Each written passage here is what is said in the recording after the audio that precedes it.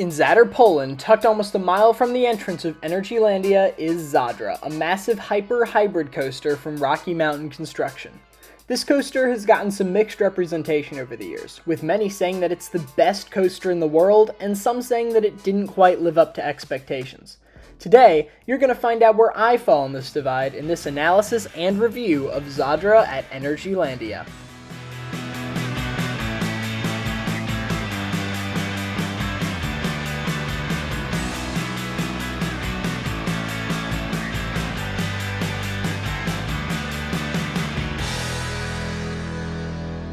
Energylandia opened in 2014 as a government-funded park with a couple small family coasters, but the Polish government and the park's owner wanted to expand it into a worldwide tourist destination, and they've been on a rapid spending spree ever since, adding the Vekoma Space Warp Formula in 2016, the Intamin Mega Coaster Hyperion in 2018, and Zadra in 2019, their best addition to date.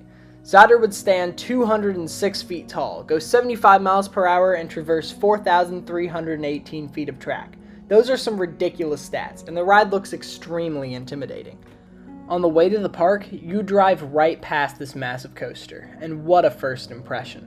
Not to mention the fact that you can see Zadra's massive steel truss lift structure from almost anywhere in the park. You really get pumped up for your ride. Actually getting to Zadra to ride it can be a bit of a challenge though. In order to get to Smoxigrad, the themed area that Zadra is located in, you actually have to walk through a tunnel under a road, which is strangely located in the plaza for Formula. Once in Smoxigrad, you'll be met with some surprisingly good medieval theming that makes the presentation of this coaster all the better. But if you thought that you were done with walking, you would be very mistaken. Zadra has one of the most obnoxiously long queue lines for any coaster, and when all the shortcuts are closed like they were for me, you'll have to walk its entire length for every ride. However, the queue does give some great vantage points of all of Zadra's twisted track. Right before you reach the stairs to the station, you're greeted with a wall of lockers for bags. And this is a great single payment system. You pay a very small fee to have access to all lockers, which almost every ride uses. If a park's going to use a mandatory locker system, they should probably use this one. Once you walk up the stairs, you're met with a very controversial system. This is an unmanned 4-lane system where the first line waits for the front, the second line is for single riders, and the other two are for the rest of the train. But due to a lack of signage, this is basically just a cluster of people waiting to get into the station. I don't hate the system in theory, but the execution isn't great. But at least I could always get the row I wanted if I ensured that I was among the first people in the station by letting people ahead of me. This is because row selection is first come first serve, and if your desired row is already taken, then you're out of luck. Once you actually get onto the train, you will be met with extremely fast dispatches. The ride-ups are extremely efficient and your train will be ready to dispatch by the time the other train hits the brake run. So, you've walked to the entrance, trekked all the way down the queue line, stowed your loose articles, and are ready to ride. What happens now?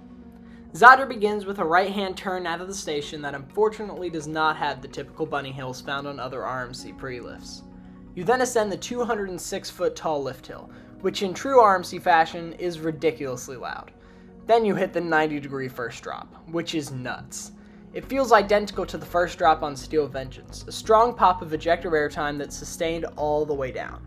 The drop on Zadra is a little bit better though because it dives into its own support structure, which is a really cool head chopper and not the last one on the ride.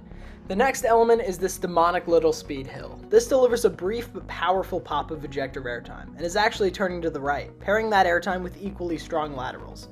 Then you have the outer bank, and this is very similar to its equivalent on Iron Gwazi in the States. This element twists upwards to the left, blasting you with strong and sustained positive Gs, before rotating outwards in the opposite direction, tossing you sideways out of your seat all the way to the ground. This is a brilliantly profiled element, and it's not the only similarity this ride has to Iron Gwazi. Case in point, both rides have a 0G stall, but Zadra's absolutely stomps all over the one on Iron Gwazi. This element is awesome. Being upside down for such a long time is always a surreal experience. Even though this element has become a dime a dozen on RMCs, I think that Zadra's is just a little bit better, so it's my favorite stall by a slim margin. After the stall, you traverse one of the most nuts elements on any coaster, this wicked wave turn.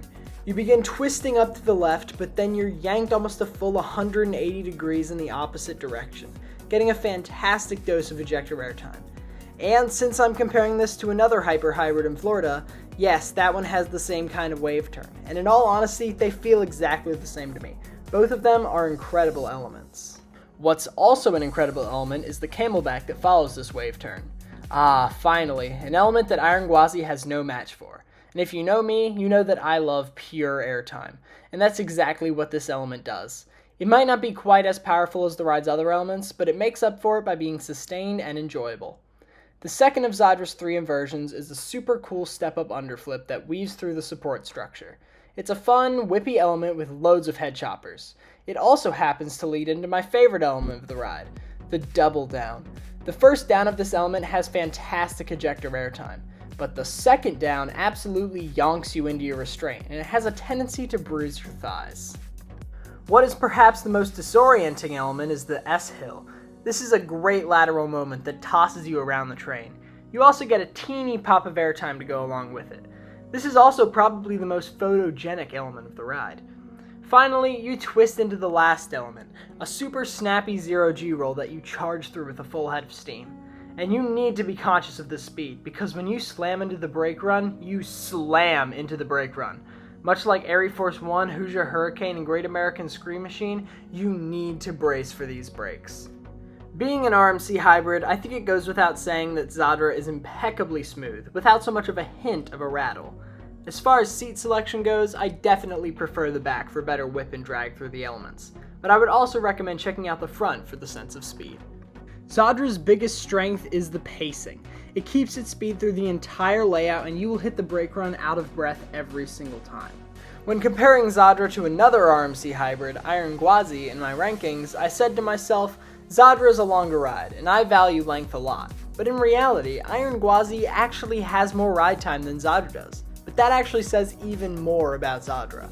On Iron Gwazi, I felt like some of the elements in the second half, like the overbanks, didn't do very much in terms of forces, which made it feel like a less complete ride.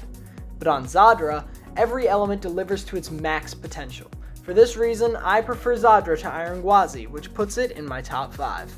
But how does it compare to my number 1 coaster, Steel Vengeance? The main reason I love Steel Vengeance is the length. You feel like you're on the ride forever. But the biggest flaw with Steel Vengeance is repetition. Every element feels the same. On Zadra, this problem is fixed.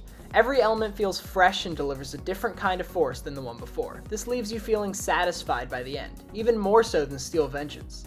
And with all of this taken into consideration, the layout, the pacing, the airtime, the positives, etc., Zadra is my favorite coaster. In my opinion, no coaster coasters better than Zadra coasters. I hope you enjoyed this video. If you've ridden Zadra, tell me where it ranks for you in the comments. If not, tell me what your number 1 coaster is.